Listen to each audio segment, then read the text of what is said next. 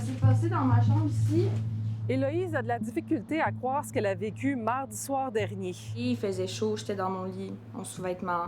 Les rideaux étaient pas fermés parce que je suis au 3e étage puis il y a pas de voisins directement en face. Je vois comme une lumière à côté de ma fenêtre, fait que je regarde puis c'était un drone qui était juste devant ma fenêtre puis qui me regardait. Fait que là, moi, j'étais comme un peu en panique. J'ai sorti mon sel pour prendre des photos puis aussitôt que j'ai sorti mon sel, le drone il est parti. Le drone aperçu serait un DJI Mavic 3, un modèle très populaire de moins de 250 grammes qui ne demande aucune certification de la part de Transport Canada. J'étais comme, oh my God, est-ce que c'est quelqu'un que je connais, qui sait où j'habite, qui pourrait venir essayer de rentrer chez nous, qui pourrait garder ces images-là pour faire du chantage ou les poster à quelque part, je sais pas, tu sais, j'étais juste vraiment stressée, là. Ouais. Mais est-ce illégal d'utiliser un drone de la sorte? C'est assez complexe de comprendre l'ensemble des lois et des règlements pour utiliser un drone. En plus de la loi sur l'aéronautique de Transport Canada, les utilisateurs de drones doivent aussi respecter toutes les autres lois fédérales et provinciales, en plus des règlements municipaux. Et ces lois-là, les gens les oublient parce qu'ils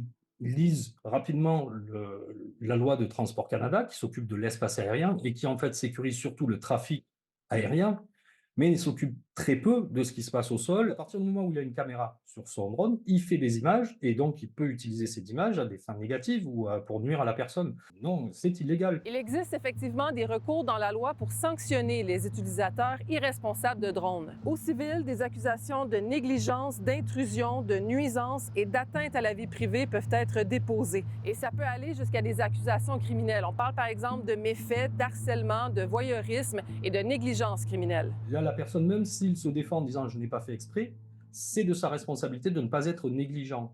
Et ça, c'est un concept juridique, la négligence, qui est très important en aéronautique. Si une personne s'est sentie atteinte dans sa vie privée, ça veut dire qu'il a été négligent, donc il y a moyen d'aller défendre en cours et de le poursuivre. C'est Transport Canada qui s'occupe des enquêtes. Sur son site Internet, c'est écrit « Pour signaler un incident de drone relié à la vie privée, par exemple, un enregistrement de votre personne à votre insu à votre domicile, veuillez communiquer avec le service de police locale. » C'est exactement ce qu'a fait Héloïse. Elle a contacté le SPVM.